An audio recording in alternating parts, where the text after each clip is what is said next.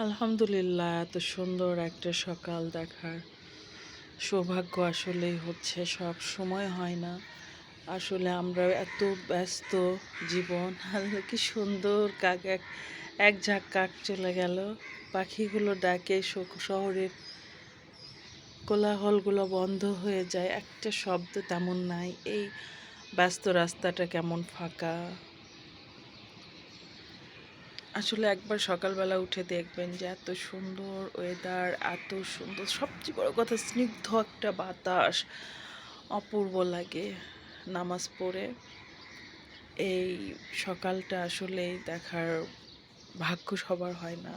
আমাদের ব্যস্ত জীবনে এমন হয়ে গেছে যে যারা অফিস টফিস করা হয় তারা তো আর রেস্টের টাইম পান না,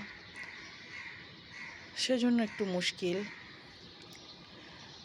যারা ফজরের নামাজ পড়ে উঠে মানে সকালটা দেখা আসলে খুব মানে স্নিগ্ধ, এত আরাম লাগে, খুব আরাম লাগে।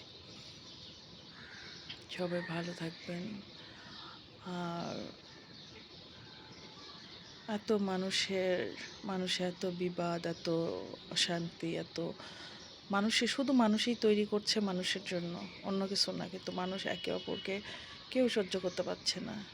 আল্লাহ সবাইকে হেদায়েত দান করুক, আল্লাহ সবাইকে ভালো রাখুক, সুন্দর একটা মানে বুদ্ধি দান করুক, মানে ধৈর্য, বুদ্ধি, জ্ঞান, এগুলো।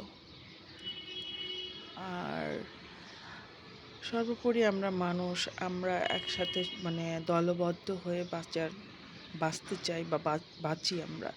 কিন্তু আমরা সেটা কয়জন বুঝি? দ্বিধা, দ্বন্দ্ব, অশান্তি, এগুলোই বেশি আমরা ইয়ে করি, মানে গুরুত্ব দিই। মনে করি যে এটা করলেই বুঝি আমি অনেক বেশি সম্মান, নিজে নিজে সম্মান নিজে চাই। আসলে আমরা জাতিটাই হয়তো বোকা।